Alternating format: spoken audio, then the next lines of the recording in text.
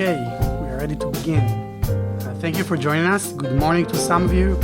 Good evening to some.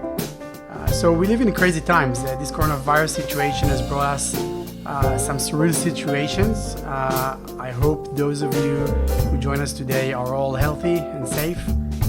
Keep safe.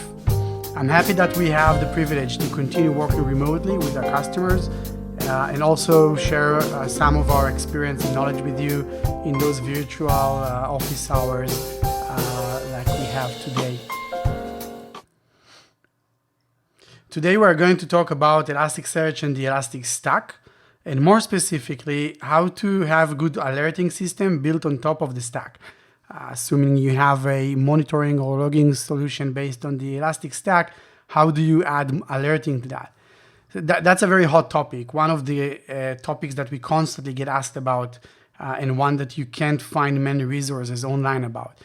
So today my purpose is to give you a clear overview of the options out there and a clear recommendation on what we use with our customers in various projects and how to use that.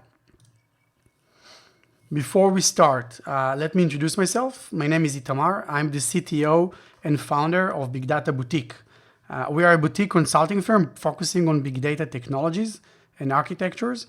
We help customers solve big data challenges and we optimize the use of big data technologies. So whether it's Kafka, Elasticsearch, Kubernetes, Spark, Presto, Pulsar, Flink, you name it, our experts will help you succeed in your big data journey. We have many good people with us and we have all the expertise needed. Specifically with the Elastic Stack, we have an amazing team that is immensely experienced with Elasticsearch and the Elastic Stack. Some are even Elastic certified engineers, and we have been doing this for over 7 years now, so that's a long time. We're helping customers like AT&T and Wix and many others. We help them correctly implement anything with Elasticsearch, from centralized logging, analytics, full text search, improving their relevance in full text search. We do all that in their systems, whether it's on-prem or on the cloud. So the session today is definitely based on this experience that we have gathered along the years and the solutions we have been providing customers, those customers and many others, and the things we learned from the successes and also failures over those years. So the agenda for today is pretty simple. I will talk a bit about the topic at hand, which is sort of an icebreaker, if you will. I'll give you some info, some details, and then open up for the questions. So this Ask Me Anything format, our virtual office hours, it means two things. One, the presentation is going to be short and more of an overview. So no demos or hands-on coding and such. And second, you can ask any questions whatsoever, and me and the team will do our best to answer all of those questions today, as time allows. Today, we will try to prioritize answering questions on alerting with Elastic, and then generally on the Elastic Stack. And any big data related questions we'll answer if we'll have time left. Otherwise, we'll make sure to answer them in the following weeks. We have this session every Wednesday, and you're definitely welcome to join. So with that, without further ado, let's begin with understanding the problem that we want to solve or want to discuss. So alerting. Alerting is basically the idea or the task of letting the right people know when something happens, so some sort of an event. That event can be a specific log message that got into your centralized logging system, an aggregation of metrics, or a dynamic unexpected change like a spike in the amount of events or some sort of a metric, an average or a maximum of some metric, and whatever you are monitoring, you probably have some ideas in mind.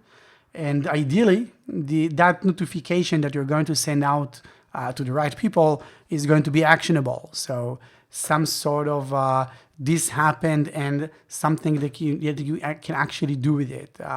if you send out too many notifications or notifications that are not actionable, that is what we often call alert fatigue. So you can't really do anything about it, and people will just start ignoring that. So we wanted to figure out how to do proper alerting and how to do alerting correctly with Elasticsearch and the Elastic Stack. So Elasticsearch, Elastic Stack, you probably know it if you're watching this video and join this event. And it's also commonly known as the ELK stack, ELK. So most users, or most of our customers and most users worldwide with the Elastic Stack are using this stack for logging and monitoring. While Elasticsearch was initially created for full text search, actually, we believe over 80% of people are using Elastic for logging and monitoring. So Elasticsearch in the Elastic Stack, Elasticsearch is the data source, is where you put your data and a piece of code that actually gets your queries and a responds with the results. It is the core of the stack. And then Kibana, Beats, Logstash, all of those and more are adding more functionalities and more ways to use that. The main key takeaway that I would want you to take out of this session today is that the only real way of implementing alerting on top of the Elastic Stack is with polling. So polling is what we call sending queries over and over again to the Elasticsearch engine, asking it, did it happen? Did it happen? Did it happen? Are we there yet? So this is the only way that any tool whatsoever will actually implement alerting on top of the Elasticsearch and the Elastic Stack. And question is, what tool should we use? And this is what we're going to discuss now. So the idea is you're going to have queries. Those queries are going to basically be returning the events that may or may not be relevant to the rule that you want to create for the alert. You're going to run those queries in some intervals that you define. Then the results are going to be checked whether there is a match to the rule or not. And if there is a match, you will be trigger the alert and then actions on top of that. The first option, the most trivial one, I guess, is Watcher. So Watcher is actually built into Elasticsearch. Elasticsearch and the Elastic Stack has what's called XPack. XPack is a set of features. There's many. One of them is Watcher, and Watcher is actually an alerting system that is built into Elasticsearch. And you probably have that installed unless you're using the stripped open source version of Elasticsearch, or you're using a hosted version of Elasticsearch, like the AWS Elasticsearch solution. Those are not compatible with the Elastic license, so it's not there. However, you probably have it, but unless you are a paid subscriber to Elastic, the Elastic subscription, you don't have it. You can't use it, and you don't have it accessible. That's not a free feature with Elasticsearch. To use Watcher, you'd have to have a gold subscription or above. So if you have a subscription, you can probably try it out. If you don't, you can only try it for a certain period of time in a trial. But what's good with Watcher is that it's actually built into Elasticsearch. It's full. It has a full integration with Kibana. It has all the basic features, but it's quite limited in functionality, like I'll be showing you in just a bit. The second option is going to be the OpenDistro for Elasticsearch. So I think it's about a year ago now, AWS, Amazon has announced they are going to take the open source Elasticsearch, stripped of every non-Apache 2 licensed code, and maintain it themselves and add features on top of that. So that they call that OpenDistro for Elasticsearch, and that is the distribution of Amazon and AWS, and it contains a couple of additions. One of those additions is an alerting module. So that alerting module is fully open source. It's written in Kotlin, Apache 2 licensed. It's part of AWS Elasticsearch offering, and it is, again, as well, installed into Elasticsearch. So if you're using the OpenDistro for Elasticsearch, you have it integrated and installed already. If you don't, you can install that into your own Elasticsearch cluster. I'll have another word about that in just a minute. And again, it has full integration with Elasticsearch. It's installed as a plugin. It's running within your cluster. It has full Kibana integration. And it's pretty much comparable with Watcher. So pretty much everything you have in Watcher, you have in alerting from OpenDistro. And it's pretty much a good alternative, a free open alternative. The words or the terms that are used there are a bit different than what you'd find in Watcher. So alerts are being triggered, or alerts are being handled and maintained. Those are being fired based on monitors, which are basically queries.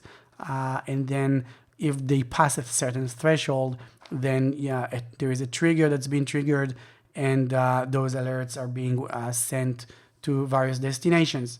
The amount of destinations that the alerting for OpenDistro package has is quite limited. It's even more limited than the one the Watcher has.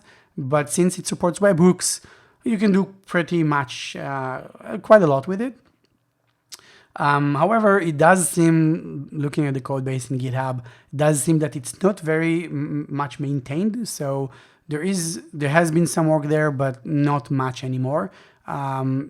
So I don't know, some people judge projects based on commits, and that is probably a good indication. Anyway, I've had a step-by-step tutorial, video tutorial to this slide that you can dive deeper into it if you want. So one of the biggest issues with OpenDistro for Elasticsearch is the version, the way they do versioning. So they're only releasing OpenDistro every now and then. And when they release it, they make sure they match the most recent version of Elasticsearch at that time. So they don't care about releasing a plugin version for every Elasticsearch version, which means if you're running on Elasticsearch 7.3.1, you will not be able to use OpenDistro for Elasticsearch unless you upgrade to 7.3.2 or 7.4.2 or 7.6.1. For example, 7.6.2, which is the most recent up until 7.7, which was just released. There is no OpenDistro version for that. So it's quite limiting unless you are actually using OpenDistro. It's quite limiting, and among other things, OpenDistro is quite limiting in that respect. The third option I wanted to show you today is ElastAlert. Some of you may have heard of it. ElastAlert is, again, an open source project being built, originally developed, and still being maintained by Yelp, which is a respectable company. It's written in Python, and that is the main place where this solution differs from the previous two. So it's written in Python, and that means it's not being installed as a plugin. That's some sort of a external tool, some Python utility or a Docker container that you run, and not something that runs within your cluster.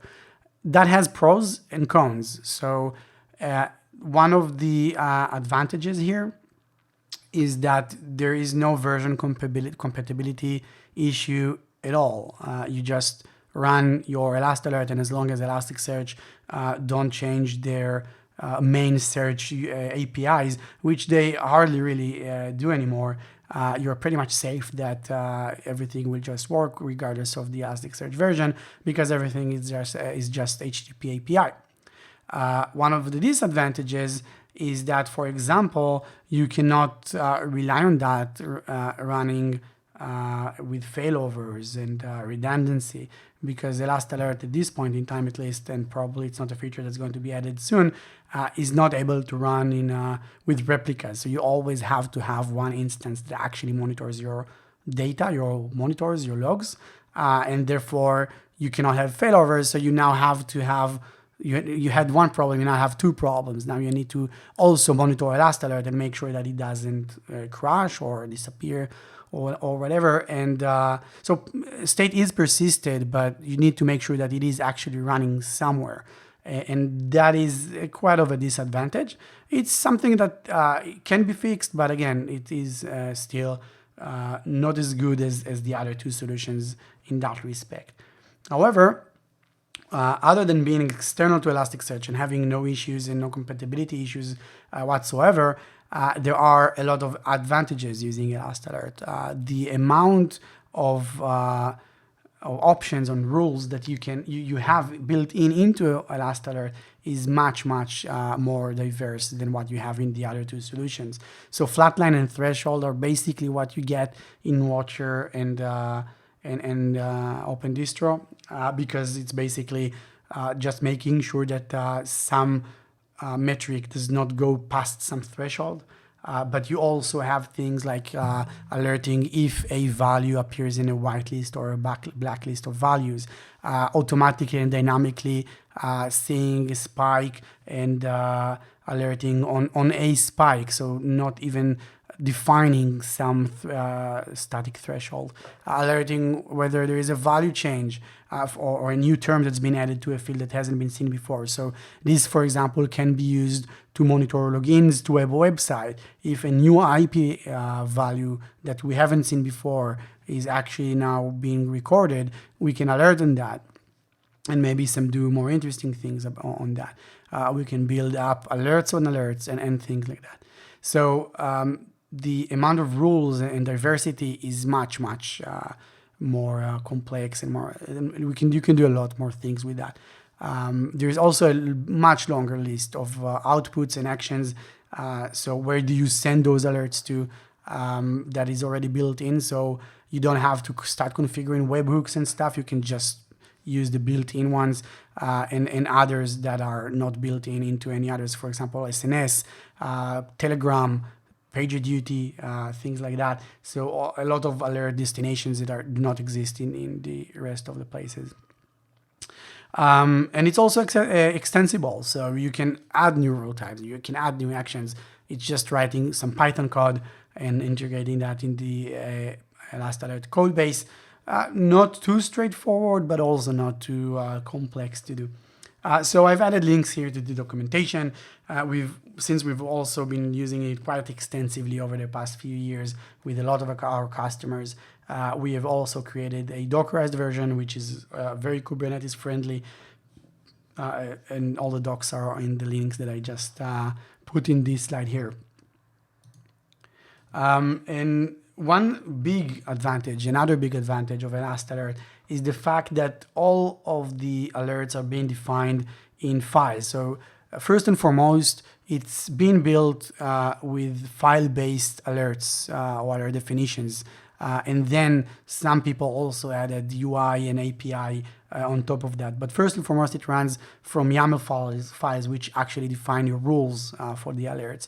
And that, in my opinion, is important, because rules is something that at scale you actually care about. You actually want to make sure that you have that committed into your source control. You want to make sure that you can do peer review and pull requests and maybe even CI/CD, things like that. So having that, having those rules and alerts being maintained within files and then loaded by ElastAlert, and it can also be loaded from databases. It has the integration for that, but first and foremost from files, and you can figure out ways to handle that over time.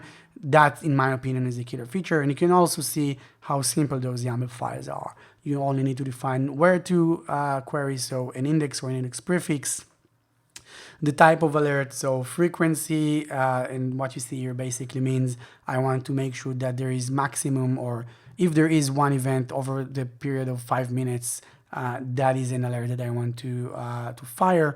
What is basically what events and what documents that query should return in that frequency, and then the action, what alert should be triggered. And here you can see that you can actually format it with the data from the document and things like that, which this is not unique to ElastAlert, but it's all very well supported there as well. So to sum it all up, I promised you a very short session, and this is it. So to sum it all up, Watcher is what you have built in Elasticsearch, and you can use it if you are if you have a commercial subscription with Elastic, the company. And also, if what you need is only very simple alerting capabilities. Watcher is very limited in what it can do. And if you only need simple alerts, that's the thing for you. If you don't have subscription, then you probably want to go with the OpenDistro Alerting, which is a bit of a hassle to set up in the DevOps perspective, but still very comparable to Watcher. However, like I said, it is also as limited as Watcher pretty much. If you actually want to use or to implement a complex alerting system, something that can take into account diverse scenarios and things that are much more involved, you probably want to look at ElastAlert, despite the requirement of actually maintaining a way to monitor it separately and make sure that it's running. Again, there are ways to fix that issue, but that is probably the biggest flaw in the design of ElastAlert. Like I said, we've been doing this quite a lot of time. We use ElastAlert a lot, and we like it a lot. Over the years, we've started developing something of our own. We'll be releasing it, unveiling it in hopefully in a couple of weeks. We call it ShowBio Alert Manager, and we also have that for Elasticsearch, and it is basically going to be all the good things from everything without any of the bad things from everything. So that's pretty much it. Let's move on to the Q&A session. So in this Q&A session, I'll be answering any questions that you have on what I just showed you on alerting with Elasticsearch and Elastic and Elasticsearch, this Elastic Stack in general. So pretty much everything that you may want to throw at me with Elastic and the Elastic Stack.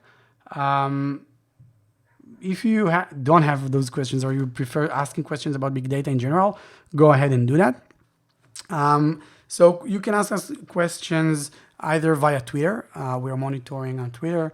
You can send us an email to the email that is listed here, or you can just, the simplest way probably, you can just use the chat over here in YouTube. So here I see we have some questions coming in. I'll just read them out loud and then answer them. So someone is asking, we use Elasticsearch for full text search. Is it possible to have alerts on that? So I mentioned that when I spoke about alerts, I mentioned alerts on system metrics and logs and things like that. So usually people will indeed create alerts on system metrics. Is the CPU metric is going above some threshold, or some machines crashed and things like that. But obviously, since all of those alerting mechanisms and tools are doing is basically just execute queries against Elasticsearch and look at their responses and create rules on top of that. So the answer is yes. You can just create full text alerts, for example, on logs. If there is a certain word or a certain pattern in the text of the logs, or just any other type of full text search index, of course you can do that. However, sometimes when people ask that, they imply they are looking for something that we call percolation. So creating something akin to Google Alerts. Let me know via email when someone mentioned my name in some forum over the internet, things like that. If you're going to use an alerting system on top of that, you might find yourself having some issues in some cases, sometimes even performance issues. So there is something that's called percolation in Elasticsearch, and there's also another software-based solution that is based on Lucene that does this much more efficiently. And if it's interesting to you, ping me after this session, and I'll be happy to share that with you as well. So Shachar asks, can mix existing Elastic with OpenDistro or migrate the data between them? What are the disadvantages of OpenDistro versus official Elastic? So the answer is yes. All the underlying stuff within Elastic is pretty much the same between Elastic, the official Elastic, and OpenDistro. What OpenDistro are doing is basically taking the official release of Elasticsearch open source and then just adding a couple of features. the biggest disadvantage of OpenDistro is just that there are some people, some developers there know what they're doing, but it's basically not Elastic, the vendor or the ones that are actually creating it. And as it turns out, they also collected a lot of pieces of code from all over the internet to assemble what they call OpenDistro. I personally didn't like that move. I don't think it brings us forward as a community and things like that. So I wouldn't rely on OpenDistro so much. Like I also mentioned, I don't see those features being maintained as much as you would expect if that's a big move and the community were welcoming it. We do have some customers who considered using OpenDistro, and because of the there is a lawsuit coming up on the security features there, are moving away from it. I wouldn't use it because I would just prefer staying on official Elastic, but like I said, the core pieces are the same. Do all of those support anomaly detection? So yes and no, depending on how you're doing anomaly detection. So ElastAlert, for example, is just executing queries to Elasticsearch. Elasticsearch can do some sort of anomaly detection with plain queries, like I said, spikes. If you define your data correctly, for example, use ECS, so the patterns are very, very easy to spot, and your queries just do something simple like detect spikes one way or another using Elasticsearch aggregations and things like that. If that's what you call anomaly detection, then the question is yes. If you're looking for something like what Elasticsearch has as like the machine learning product, then specifically ElastAlert doesn't. But again, it's just a matter of executing the right query. So theoretically, that's something that can be done. I don't think Watcher supports the machine learning feature built in. I may be wrong here. OpenDistro for sure doesn't. So yeah, I hope that answers your questions. If you want to explain what you mean by anomaly detection, given a concrete example, maybe I'll have a better answer for you. David asks, what is the future of the ELK stack? I am not sure what you mean by that. I think Elasticsearch and the ELK stack, or the way we call it today, the Elastic stack, it has a lot of future and a lot of great things ahead of it. The amount of usages the amount of things you can do with Elasticsearch and the usages that we actually see customers are doing is amazing. So we have customers who are doing just plain log analytics, and some customers are doing just plain full text search queries, and Elasticsearch really shines in both. And then we have customers who are doing search on videos and record linkage, so finding similar documents and finding similar videos in terms of that. So if you have a scene in a video and they're able to scan YouTube and find similar scenes and do that, and they do this with Elasticsearch. So the amount of things you can do with it is immense. And from our experience, there's hardly any companies nowadays that don't have Elasticsearch somewhere in their systems. Some developer figured out that it will be easy just to put Elasticsearch somewhere to do this or that. So I don't see Elastic going away anytime soon. The opposite of that. Another question, what the most basic production 3-node cluster? Is there a need to keep separate master from data nodes? So that would depend on your version a bit. We basically recommend having a production cluster that is no less than 5 nodes actually. So having separate master nodes, dedicated master nodes, and having 3 of them, and just having them as 3 completely separate nodes. And then data nodes, as many as you need them.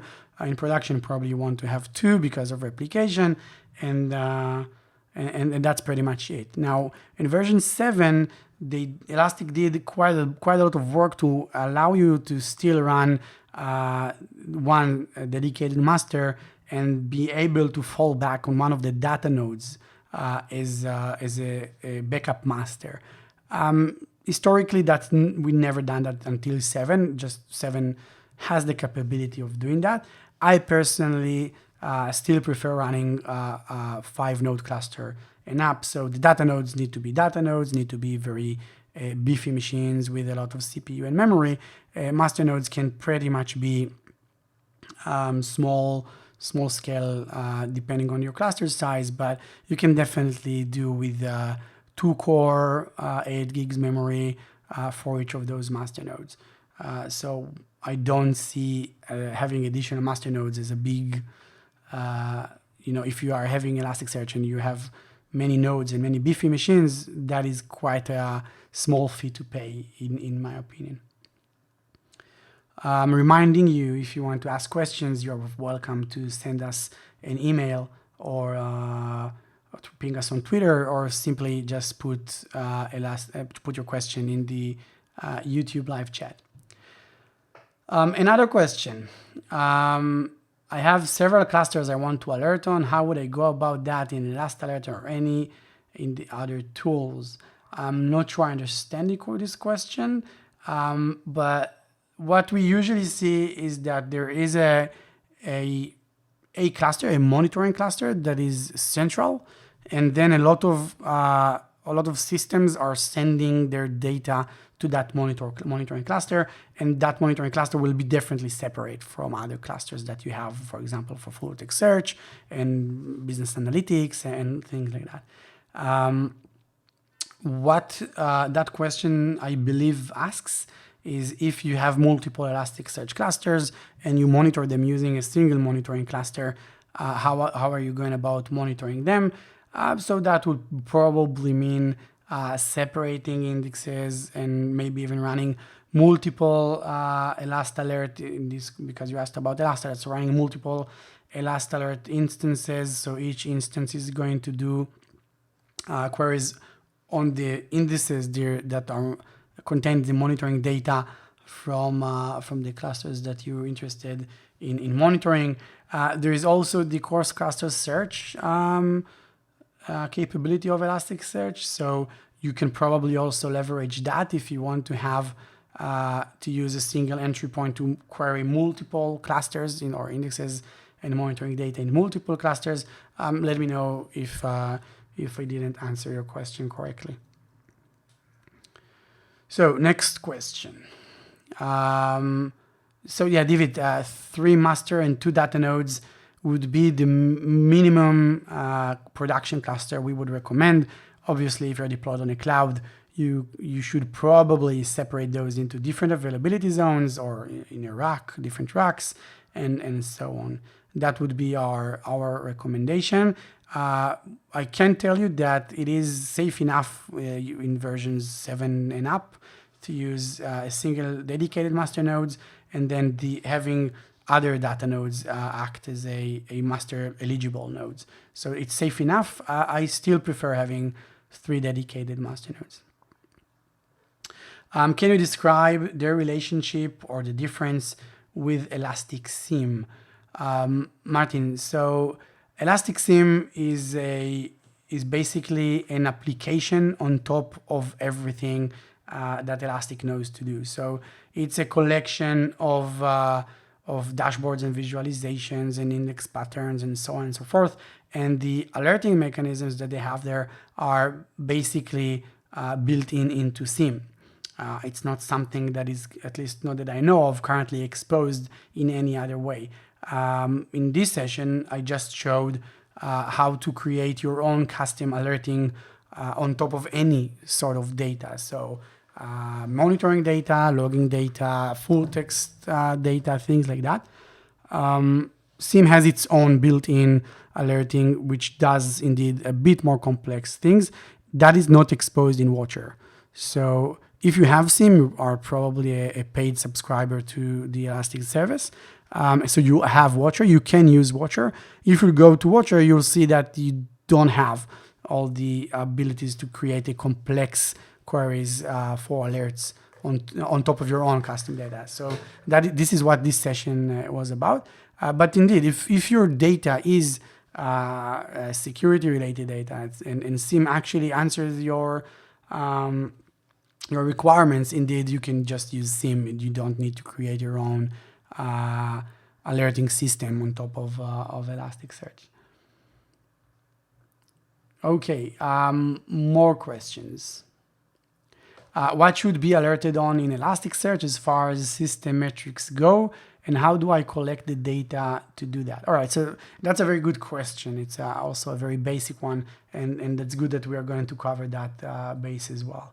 So what you want to alert on Elasticsearch in your system is basically the type of data that you have in Elasticsearch. If you use Elasticsearch to monitor your system metrics, so data collected using metric bit and data collected with, so logs collected with Filebased and other data collected with, I don't know, packet bit and all of those bits and other tools collecting those kind of things. So you probably are also interested in creating alerts on that type of data that you're collecting.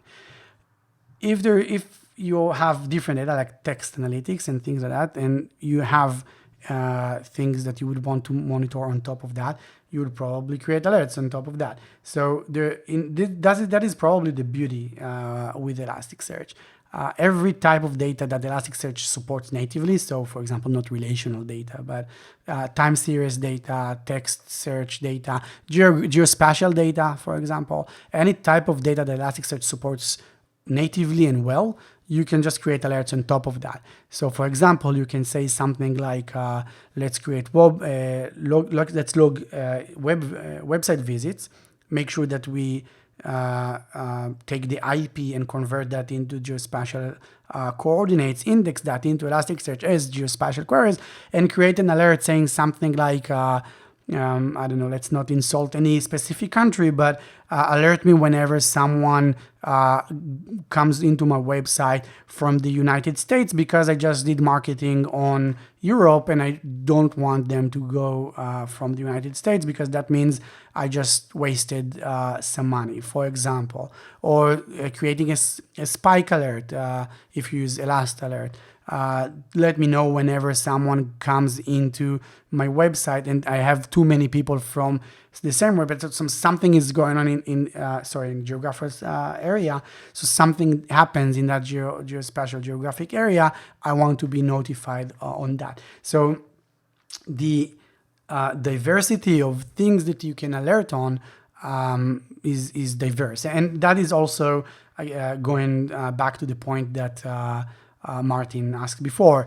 If we want to have some sort of a SIEM and alerts on security data, maybe the Elastic SIEM, again, which is a paid solution, is something that is going to be good for you. Is something that you probably want to use. Otherwise, maybe not so. Maybe if you don't have security info and you want to alert on something else, then SIEM is not for you and you need to create custom alerts on top of that. Another question: how is ELK, Elastic Stack, different from Graylog and Grafana? One of the biggest differences is the full text search and geospatial capabilities. If that's interesting to you, if you're not using just monitoring and you need to do something more than that. So full system monitoring, including logs and log analytics and full text search on logs and geospatial searches, and a couple more things that we know to do with Elastic, then Elastic is a full-scale solution in terms of that. If you are only interested in collecting metrics and drawing them and things like that, Grafana and Graylog, compared to Elasticsearch, ELK, and any alerting solution, and the bits, all the bits, and maybe even a bit of Logstash, they are pretty much comparable. So each has its own advantages and disadvantages. I can't really give that to you in a 30-second answer, but they're pretty much comparable. They're pretty much solving the same problem. And then it comes down to preference. Like you'd ask me, what is a better ETL tool, NiFi or Airflow? So each are doing things in a very different way and are better fit for different things.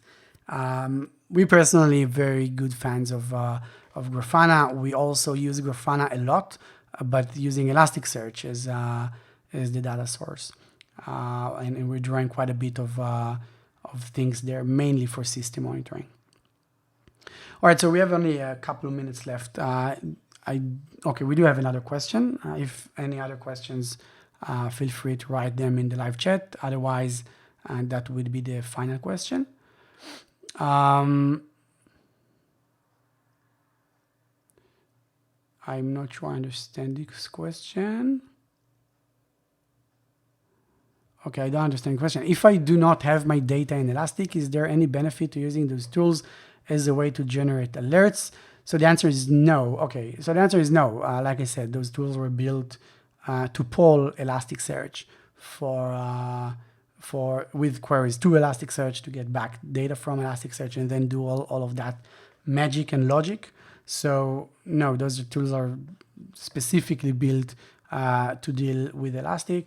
There are other alerting solutions that are not Elastic-based, like Prometheus, which has built-in alert manager and Graphite. So many other monitoring tools have alerting built in. Comparing them is a bit out of scope for now, but those tools that we showed today are very specific to Elastic and the Elastic Stack. All right, I don't see any more questions coming in. Thank you very much for all of you today. If you do have any further questions, feel free to reach out to us, and you have our communications channels here in this last slide. Next week, we're going to meet again, and we'll be publishing the topic in just a day or two. Watch out for that. And if you do have more topics that you want us to discuss in any of the big data ecosystems, so Spark, Kafka, all of those, so any specific topics on them, we'll be happy to accept your proposals, and we'll definitely make sure that we go and have such a session about those. So thank you very much. I do hope you enjoyed your time with us today. And have a good evening, and again, keep safe. Thank you very much.